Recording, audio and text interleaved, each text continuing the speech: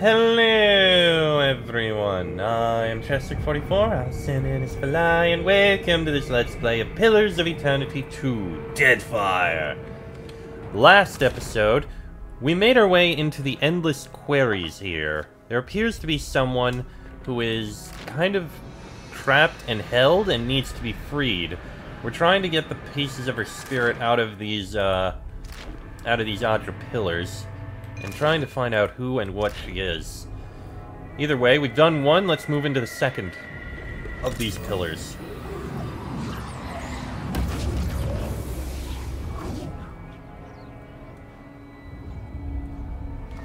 What are we gonna learn in here?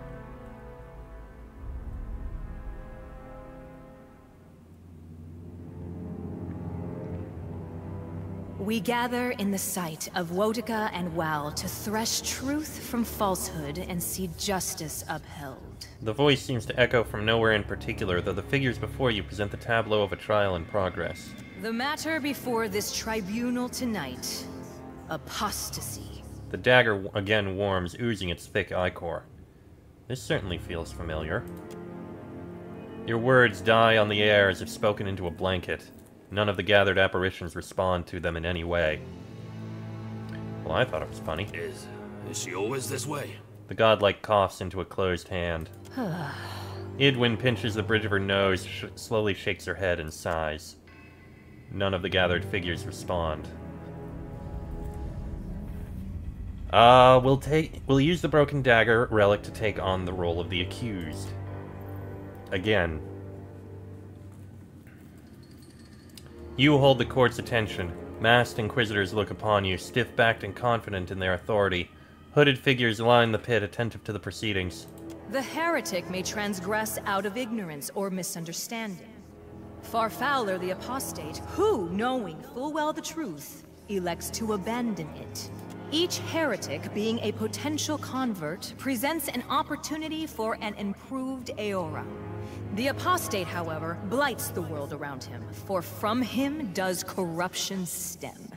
In abandoning the true faith, you corrupt not only yourself, but all with whom you share contact. How do you answer these charges? You mask yourself. Are you ashamed of your actions here? You abstract your choices in phrases such as, this body, and the tribunal. You preemptively refuse responsibility for your actions. Not all who wear masks do so out of shame. You're proud, then, of that visage? I'm certainly not ashamed. I didn't run off to the Valian republics. Oof. Only to the Deadfire, and the beyond. Silence! There is no shame to be found in the service of the gods.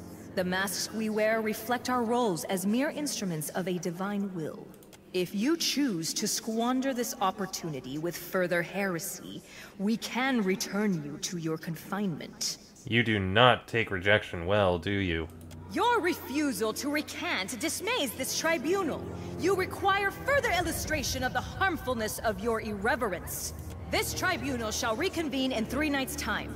Until then, you shall mount the Bladed Horse. You shall be denied all food and drink, that your spirit is not unduly weighted by your body. You may at any time recant your apostasy and offer contrition in the names of your confederates in atheism. Sounds fun. Bring me to that mount thing. The sentence has been pronounced, and so shall it be carried out. All praise be to the gods. And we gained another mode of conviction. We'll bring that over shortly. See if there's anything else. Look into the light. Hold on. A beam of light shines down from the sky above, or rather from the vague emptiness that passes for a sky in the beyond. Pieces of a broken bridge hover, suspended in an instant before collapse. The source of the illumination is too distant, and the effort of looking hurts your eyes. You suspect the light is something more than it seems, but that could be true of many things in this realm. So we're gonna need to come back here for whatever this is. And it'll probably allow us to get across.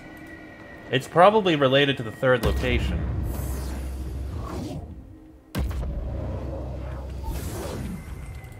Alright. Let's head over to here. I have another mode for you.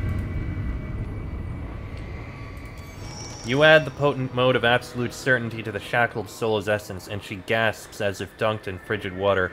Her eyes flash gray as she strains momentarily against her bonds and droops again. 'Tis nonsense, isn't it? Just mad theater. Worse, these trials were the height of hypocrisy. Agreed. 'Tis strange. I recall so many trials. An endless parade of the accused. Was it a kind of punishment? Being forced to watch my fellows condemned? Her features twitch, fragment, and resolve again. Do you remember anything new? The beyond was empty. No gods, no judges. Only his desires mattered, he said. Not else. Anything no? Okay, well, on to the third one. I will drop a save before we go into the third one, just to make sure. Oh my god, another one? Saving.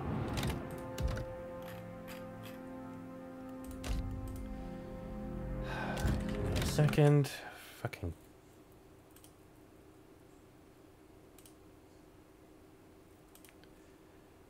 Fucking bots.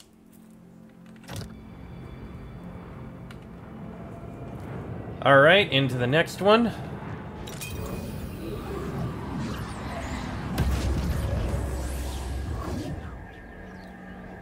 Let's see what's in the last pillar.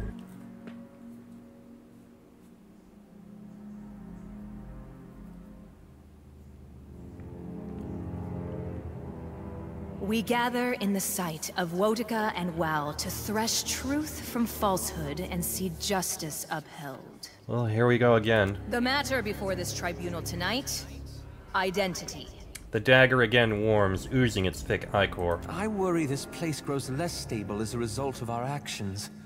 And it was not particularly stable to begin with. Here we go again. Clan elders sometimes assign impossible ordeals meant to teach humility. These trials feel much the same. This place seems a labyrinth of memories. I suspect that we may be nearing its center. None of the gathered figures respond. Witness or Inquisitor?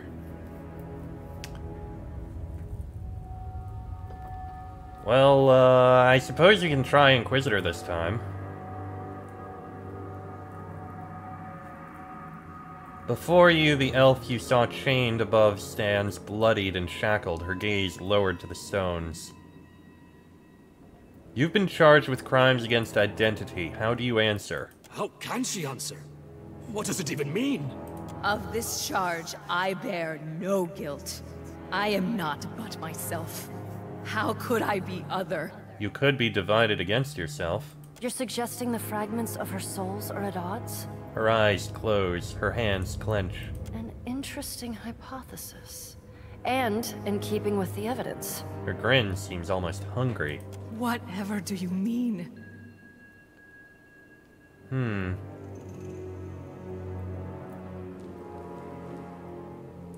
don't find it curious that only the accuser and the accused have form here? The accused elf shudders against her shackles and the other inquisitors hiss. A rising murmur builds among the witnesses. Enough with this madness! You don't have to keep putting yourself through this. The accused's face falls and you see tears fall from her cheeks. The scene shimmers and breaks apart, dissolving into a single pulsing mode of essence. Mode of regret. That's interesting. We'll see what this one does.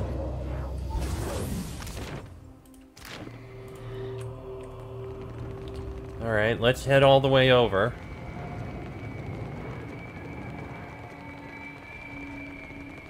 See what this mote does.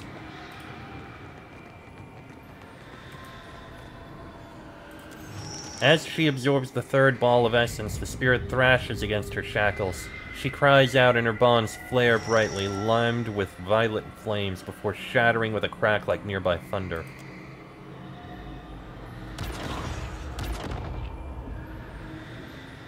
That wasn't very thunderous. Freed, the spirit takes a halting step forward. Her gaze rises to you. When she speaks, her voice sounds stronger, but also ragged and strained.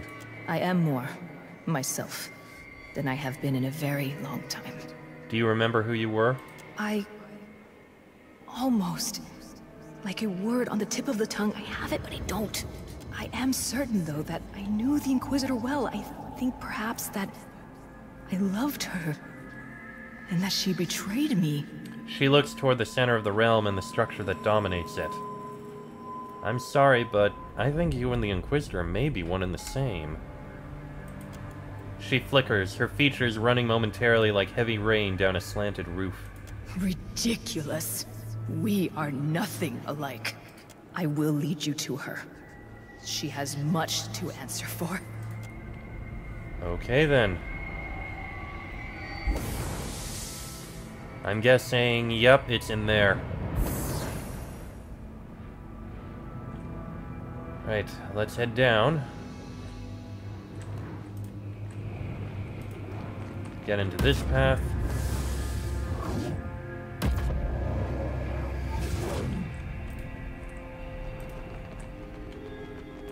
There's the shackled soul. The way is open. It pulls me towards it. The only answers. Alright, let's see what we can find out.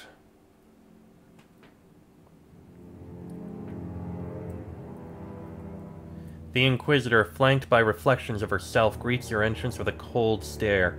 Entropic spirit energy swirls about her. Inquisitor! You abandoned your sacred charge. You made a sacrifice of order on the altar of orthodoxy. Her eyes flash gray like cold steel. You've come to end me, then? To consign these lands to chaos? 'Tis a certainty that I have lost. It fled me. I think each memory restored, providing it another egress. The Inquisitor again nods. The two of you can still reconcile. You're more alike than not. How? It seems impossible. In that, at least, we are in accord. Leather squeaks as the Inquisitor's hands clench into tight little fists. Remember that you're not only the worst things you've done, but the best as well. And all that in between. Were that it's so easily accomplished. She turns to Naxiva. What say you, Inquisitor? Is there aught to be salvaged between these two sad souls? Naxiva grimaces, her lips twitching at the corner as her focus shifts from you to the apparition at your side and back again. In resisting her, you only resist yourself.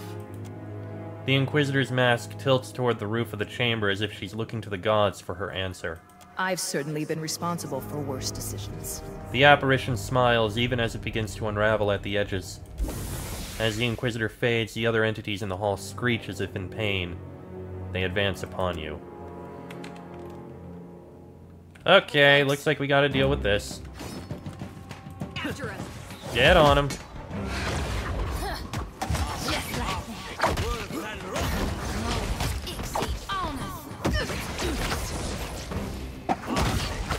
Did she die? I hope she didn't just die.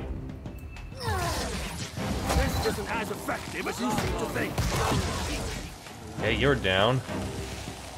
Yes. You are taking a lot of damage. Get out of that. Get to that other Inquisitor.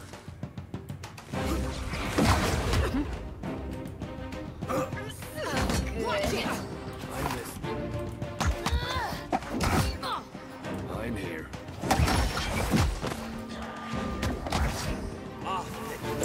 I'd rather you didn't. You use that spell so freaking much. Oh, that one's dead. Cast it on that one instead. This isn't as effective as you seem to think. And there we go. Please tell me she's still here and not completely dead. Move. Lost the light.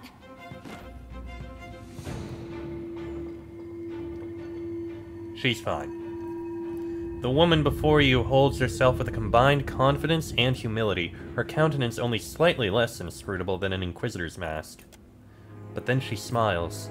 It's a small expression, hardly present, but recognizable all the same. I appreciate your efforts here. I do not fully understand them, but I can appreciate them. The things I saw during the trial, were they real? To you and me? To us? Yes. Were they reflective of historical fact? Of that, I am unsure. You don't know. Imagine a nightmare from which you cannot wake. Imagine that it holds you captive for 1,000 years. After you woke, would you be so certain of which horrors had occurred before you slept and which had not? You have a point. Are you complete then? I think not. I feel hollow. Flat somehow. Perhaps I am now all that remains of me. But 'tis enough. She peers at her palms as she answers. You're holding on to a dead dream, Ingwith is long gone. Were that it not so. I believe we represented this world's best chance for lasting peace. For enlightenment. Your world was a vindictive one, haunted by paranoia and suspicion. You could never have brought peace to Eora. Easy, Aloth. I need your help. I certainly owe you a boon. How might I balance the scales? Help me slay an ancient dragon. 'Twill be done. I shall render you whatever aid I am able. The apparition shimmers and falls apart as what remains of Naxiva Ix Kirent joins itself to you. Okay then. And this will take us back, will it?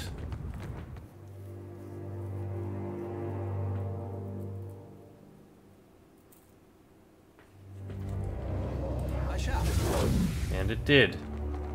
You've my aid when it's required. Excellent. Thank you very much.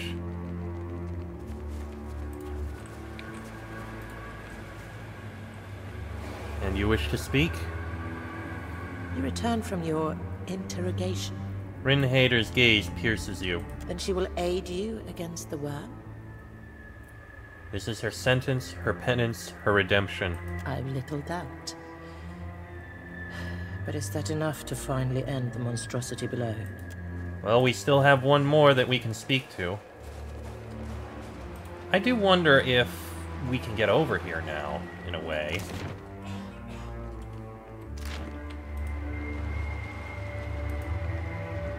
Save your words for Aranga. I'm nothing but a hammer to be betrayal. swung. Akira? It is King Wingaro Owaturi, first of his name, who wishes to pass. Her eyes snap wide open and she locks her knees, standing tall before you. Great Ranga. Forgive my careless words and slow hands. Bridge is still too weak to support your mighty stride. She raises a shaking hand to touch her brow in deference. The flower of Ukaizo is Ranga to all people. Let us finish the bridge together. The Great One would stoop to hauling lumber and driving nails? Then I say the work will go 10 times faster. She bows her head several times in quick succession. When my labors are done, where then should I go? No one from the tribe visits to give work any longer. Come with me. The others will make room for you. To follow in your shadow? This is my highest honor. Placing a fist over her heart, she falls in line with the other spirits thronging you. And we have this bridge. What is through here?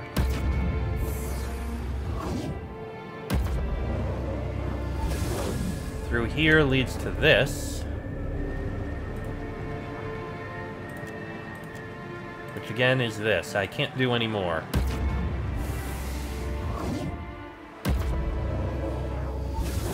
I have a feeling whatever it is, we get in the last area.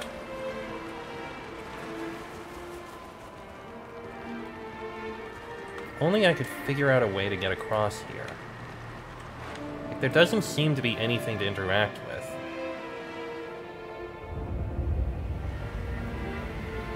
Unless it's connected to that. Which it could be. Alright. We have a little bit of time left. So let me drop a save and then we'll go into the bridge ahead. Alright, let's go in. A faint stirring of air from this portal carries familiar scents, the foliage of a dear wooden wilderness. Gaze in. Through the shimmering gate, a structure of thick stone rises, thronged by soldiers awash in the rosy shades of dawn. The light shifts to the clear, bright blue of day, then again to red, all within a matter of moments. In we shall go.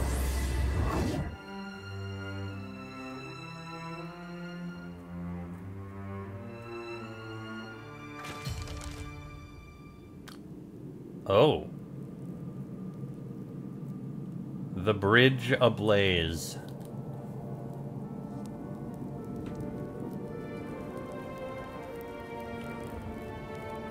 This architecture, it appears to be of the Eastern Reach. And the blood, it's too still. Under the helmet, the soldier wears an accomplished grin, frozen in death. Would you look at this?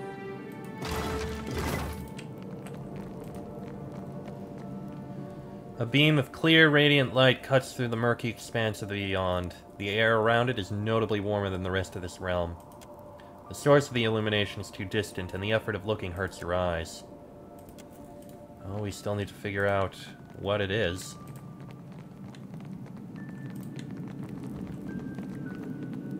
Gunpowder barrels. Oh, a trap. Leave it to me.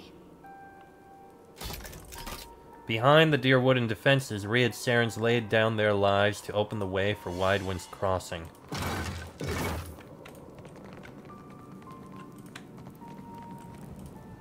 Half of the soldier's face is missing. Their expressions reflect a mixture of determination and hopelessness.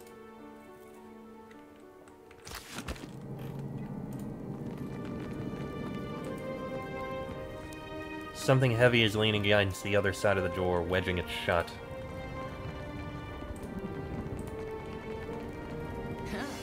Another trap. Widewind. I see. A triumphant battle cry is frozen on their lips, their spittle suspended in the air. The figure at the head of the Rhyd Seran army seems at odds with his surroundings, more like he is delivering a sermon than leading a bloodthirsty vanguard. His body overflows with soul essence, more than any mortal could hope to contain. Lord alight! That's Saint Widewind himself! Though he has the protection of an army rallying around him, his features are creased with apprehension. You haven't spotted a priest by the name of Durrance, have you? He offers no reply. Thank the gods for small mercies. Is that really you, Widewind? He doesn't move and reflects no awareness of your presence. In this realm, Widewind is inert, balanced between moments in time that already happened. Reach out to his soul. The response is immediate. A dim echo of soul essence clinging to Widewind lurches toward you like a drowning man taking his first lungful of air. Where am I? And who are you? Conflicting emotions radiate from his soul like a mind waking from a deep and restless sleep. You're on Evondir Bridge, right before the Godhammer bomb went off. The what hammer? Beneath his confusion, you detect a spark of recognition, but it's very faint. He knows this word, but he may not remember that he knows it. Oh no, I feel something. It's coming on like a sneeze, but bigger. This is all happening again, isn't it? This would be a very bad time for history to repeat itself. Keep your distance. It's coming. The cycle's turning back on itself. Widewind's soul strains to avoid it, but you feel the pull of an unseen force tearing at him, shredding this moment of clarity. And then he's gone. Did they expect a dozen to stand against the dawn? Widewind stares down what remains of the dear wooden defenders, the last men and women holding the line against him. Eothas? He offers no reply. What speaks is neither Widewind nor Eothas, but the result of their violent collision. Resist and the light will extinguish you. Surrender and be redeemed by the coming of the day. You feel Widewind summoning his will to attack. He knows how this will end, not because he has reenacted it countless times before, but because it could end no other way. Before he can launch his attack, a tremor runs through the bridge. Heat rises from the stones and bellows into an inferno.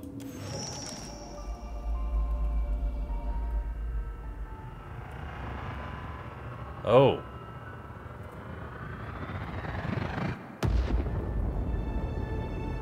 Holy crap. The moment after.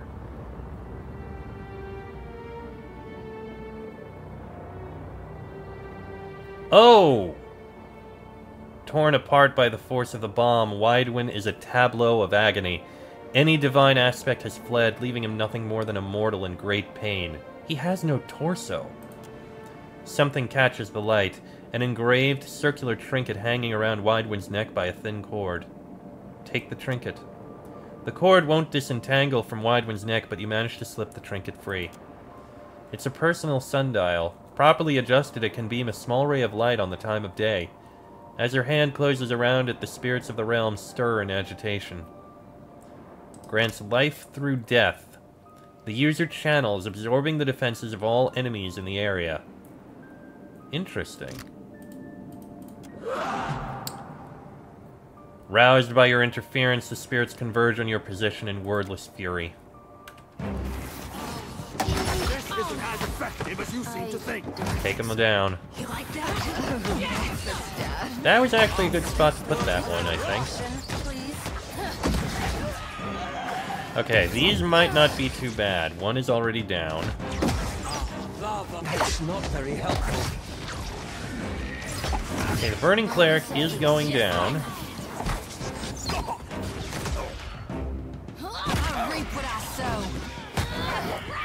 Okay. One of them just went down. Cleric is going to fall shortly. There goes the Cleric. Ow. How may I help? Down goes that soldier. That just leaves the Burning Archer. Glory be. And there we go. Alright. Something warm shines from the distant obscurity of the beyond. It isn't a fire or a star, but light itself, seemingly disconnected from any source. You know this isn't your first time seeing it. No sooner does it roll its attention towards you than you feel the heat of a familiar piercing gaze. Aophus. What are you doing here? Grieving. That man, Weidwin. He had a life that I invaded, delivered to death, and consigned to this culvert. I left him to stand and accept punishment in my stead. I am the piece of the dawn stars that lingered, delayed by grief. You're feeling ambivalent about the Saints' War? About aspects of it. Weidwin's fractured mind is holding this bridge, suspended in time. He's no good to anyone until he understands what he forgot. The energies around this bridge seem drawn to this sundial. A fitting token for Weidwin. As a holy man, he was a keeper of the light. As a farmer, he was indebted to cycles. Aophus's light falls on the timepiece, bathing it in a warm glow. Watcher, I implore you for Weidwin's sake, to stand in my light and read the sundial. You can follow the timeline of the bomb, and find Weidwin in the explosion. I can use this to manipulate time. How far can I go? There are limitations. You can perceive nothing beyond what the souls of this place experienced themselves. That is the burden of memory. I'm gathering souls to deal with the dragon, but everything in this realm seems either trapped, broken, or mad. You can count Weidwin among the broken and trapped. Madness is not created here. Everything you see is a product of what Kith bring with them when they die. Twisted, as if in a dream.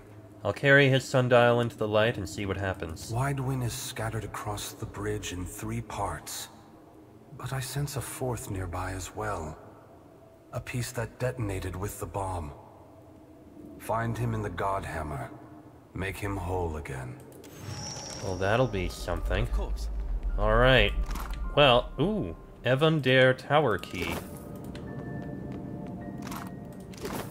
Alright. Well, I think we'll be doing that in the next episode, because this one's gone on about long enough.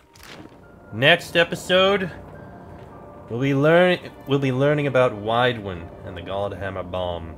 Till then, I am Chester44, also known as Falai. That is Laniara, Jolty, Idwin, Vatnir and Aloth. This has been a Let's Play of Pillars of Eternity 2, Deadfire, and I shall see you all next time.